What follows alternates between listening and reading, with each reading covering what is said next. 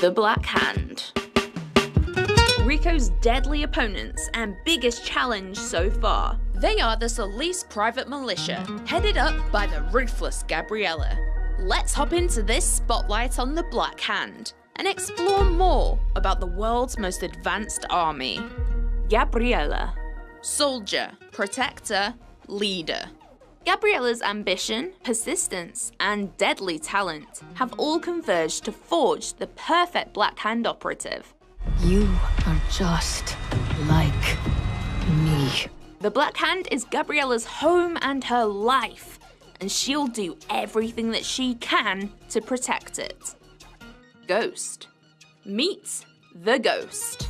Oh, wait, where'd he go? As you can see, or rather not see, the Ghost enemy type has a cloaking ability that renders him almost entirely invisible. You can see how that's a bit of a pickle in combat.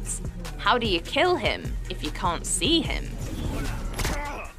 There is, however, a vague rippling effect where the Ghost is, so you can still make out where he is if you focus. Be quick though. Whilst camouflaged, they will charge up a powerful shot and attempt to shoot you before they turn visible again. The Ghost is incredibly agile. They'll dart around, slide into cover, roll and evade, so that it's much trickier to pin them down and land a successful shot. His purpose is to flush you out and force you to keep moving. And he does it well. Sniper. Utilizing laser sight, the sniper has pinpoint accuracy and can cause significant damage to Rico from far away. You'll instantly know when snipers are targeting Rico because a red laser will follow him around relentlessly. Tactically, if you whip into your wingsuit, they will have a much harder time tracking your movements. Titan. Titan by name, Titan by nature. Titans do not have weak points and can take a lot of damage thanks to their incredibly resilient armor. I fired 3 consecutive rockets right at him, and he still gets right back up. The main weapon of choice for a Titan is the railgun. They will track and target Rico with a blue laser sight, charge up a shot, and then launch a high-velocity projectile at him, completely blasting him backwards and crunching Rico's health. If your escape plan is to evade into the skies with your trusty parachute and wingsuit, think again. Titans can aim incredibly well, and their success rate with knocking Rico out of the sky with a blast from their railgun is more likely than not. Additionally, they have the ability to charge up a much more powerful red shot that will leave you teetering on the edge of life and death. If they manage to blast you into the path of enemies, you're a goner.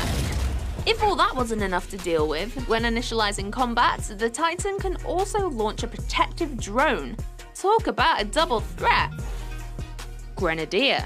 Operating in the range between privates and snipers, the Grenadier will fire a grenade launcher multiple times towards you.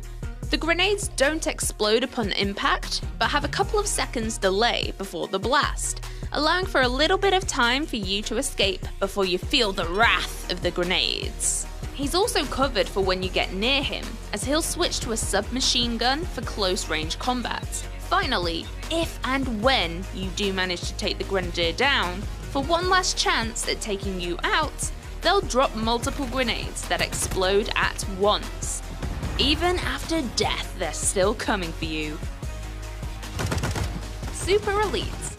This scary-looking dude is immune to all bullet damage and has high defense against explosions, making the Super Elite an enemy that requires full focus and quite some time to defeat. Thinking of using your grappling hook to latch some boosters and blow him away? Well, think again. Super Elites are also exempt from grappling hook attacks. Told you he's scary. Riot Shielder. The Shielder is a predominantly defensive enemy that carries a large riot shield and is equipped with an SMG. Entirely unique to Just Cause, this foe can raise a shield in all angles, rather than only being able to block straight on. They do this to deliberately block wherever Rico is. For example, they'll lift it above their heads when Rico is airborne. Think of them like a tortoise, hiding in their shell. well, a tortoise that can also shoot at you quite a lot. RPG units. The RPG unit was also in Just Cause 3 and has had improvements to make his behaviour more coherent in Just Cause 4. This enemy targets Rico with a green laser to differentiate from the red snipers. You can also telegraph his position after he's fired a rocket, as a smoke trail lingers behind from his location to yours. Even if the rocket itself doesn't hit you, the explosion makes a large damage radius. So whenever you see that green laser, try to grapple or wingsuit out of its path real quickly. Machine Gunner. As we've seen in previous trailers, the secondary fire on this weapon allows him to deploy a stationary shield, crouching to cover behind it. This transforms him into a small target with high damage output. And even if you manage to get up close, he'll reposition himself so that it's difficult for you to gain an opening. Private. These are the most common enemy, and you'll find them pretty much everywhere and anywhere in the world of Solis. Visually, they are without heavy armor, and instead wear standard combat fatigues uniform. Expanding on Just Cause 3, these guys work with a much more professional style, tactical movement, and use of cover. Privates are usually taking the wheel when escorting around their fellow soldiers, and they won't think twice about running Rico over, so watch out for when they're driving.